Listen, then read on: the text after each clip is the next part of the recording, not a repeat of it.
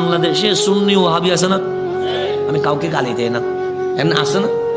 কারোর নাম সুন্নি, কারোর নাম সুন্নিদের আকীদা নবী নূর, কথা ঠিক না? ওয়াহাবিদের আকীদা নবী মাটি, কথা ঠিক না? আমি আবার গালি দিচ্ছি না, আমি এমনি বলতেছি, মানে মানুষের মত ভিন্ন থাকতে পারে না, ভিন্ন আর কি। আমরা বলি নবী নূর, আমার ভাইয়া, গালি দিচ্ছি না, কি বলছি? ভাইয়া, ভাইয়ার আকীদা হচ্ছে নবী কি মাটি, এরকম আছে না? তো এরকম ভাইয়া একটা হাঁটাজারি একটা মার্কেটে দুপুরের পরে, কিসের পরে? ওদের তো মাহফিলের কোনো টাইম টেবিল নাই, তো দুপুরের পরে উনি মাহফিল করতেছে। কোথায়?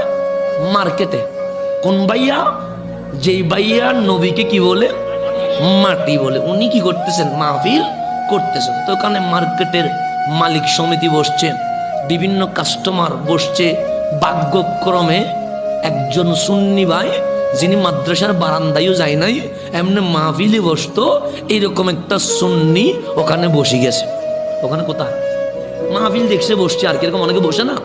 তো ভাইয়া মাহফিল করতেছে, রসুল মাটি, কোন কোরআন শরীফের আয়াত নাই, হাদিস শরীফও নাই। তো ভাইয়া বলতেছে রসুল কি মাটি হয়েছে। কেমনে তোমাদেরকে বুঝায় বলে, বাবা আদম মাটি, আমরা বনি আদম, আদম সন্তান হওয়ার কারণে আমরাও মাটি।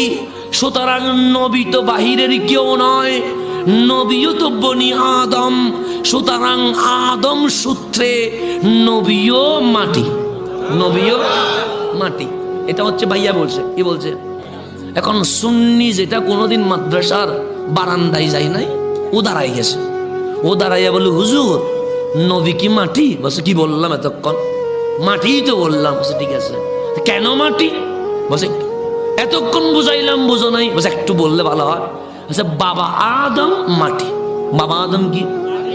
আমিও মাটি। কেন? বাবা যেহেতু মাটি, ছেলেও মাটি, তো নবী তো বাহিরের কেউ নয়, নবীও তো আদম সন্তান, সুতরাং নবীও মাটি। সুন্নি ভাই বলছে, হুজুর কথার উপর থাকবেন তো? থাকবো তো। তার মানে আমরা মাটি? বলছে হ্যাঁ। কেন? বাবার কারণে। তাহলে বাবা মাটি, সেই কারণে ছেলেও কি মাটি। এখন উত্তর দেন, ঈসা আলাইহিস সালামের তো বাপ নাই, উনি কেমনে মাটি হইল?